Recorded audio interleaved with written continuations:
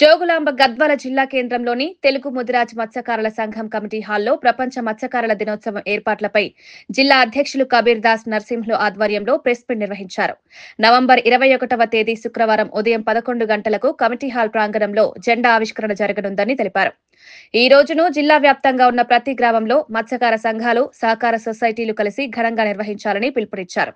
November 21వ తారీఖున శుక్రవారం రోజు ప్రపంచ మత్స్యకారుల దినోత్సవం కార్యక్రమము మన యొక్క జిల్లాలోని ప్రతి మత్స్యకారుల సంఘాలు, సొసైటీలు, కుల సంఘాలు జెండా ఆవిష్కరణ కార్యక్రమాలు ఘనంగా నిర్వహించాలని మనం ఆయా గ్రామాల్లో పిలుపు మేరకు జెండా ఆవిష్కరణ కార్యక్రమంలో మన యొక్క కుల సంఘ పెద్దలు, సంఘ నాయకులు, సొసైటీ ప్రెసిడెంట్లు అందరూ కూడా ఆ యొక్క కార్యక్రమాల్లో పాల్గొని అదేవిధంగా మన జిల్లా కేంద్రం గద్వాల్లో 11 గంటలకు జెండా ఆవిష్కరణ కార్యక్రమము ఉంటుంది. కాబట్టి ఆ రోజు మన మత్స్యకారులందరికీ ప్రపంచంలోనే ఈ యొక్క మత్స్యకారుల ఉత్సవాలను నిర్వహించుకుంటారు. కాబట్టి మన జిల్లాలో కూడా అంతే అద్భుతంగా ఘనంగా మత్స్యకారుల దినోత్సవం నిర్వహించుకోవాలని చెప్పి కోరుతూ, అదేవిధంగా ఇక్కడ జెండాలు కూడా అందుబాటులో ఉంటాయి.